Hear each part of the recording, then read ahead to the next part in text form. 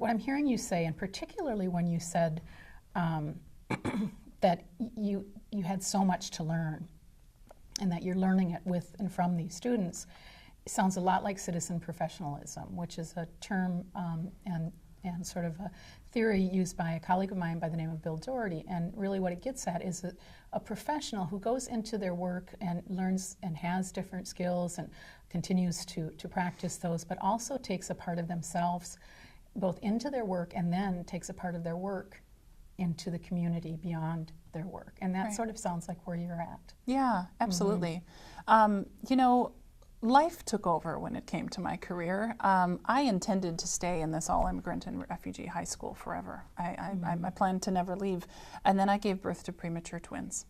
And my neonatologist said that I was not going to be returning to work anytime soon because my babies were so fragile, and one of them had some medical needs.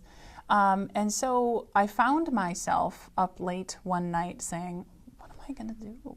You know, I love teaching. This felt like my calling. This is something that I was good at, something I was successful at. You had a vision already. Absolutely. You already developed the grand plan. Yeah, so there was some loss there, right? But then there was also this plan to do something different. So I remember I stayed up all night one night. I sent my resume out to a lot of different colleges, and one local college, Metropolitan State, offered me a job. And since then I've been teaching at different colleges, and really what drives my research and what drives my work at this point is getting to how to solve this problem in teacher preparation. Is how can we better prepare teachers so that they don't commit the cultural crimes that I committed? How much of that can happen, and I presume a lot of it needs to happen in the classroom, and yet how much of it needs to happen for you and teachers in your real life and in just your daily activities? That's a great question.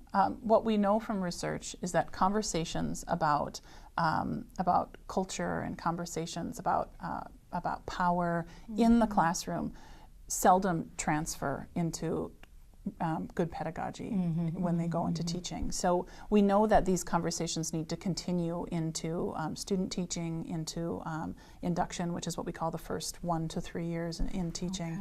And so certainly it's not a conversation that we can just house in teacher preparation. It's a conversation that needs to go beyond. And we see the effects of the environments that our teacher candidates come from. Many of them sit down and say, gosh, I realize I'm hearing bigoted comments from my father, from my boyfriend, from my relatives.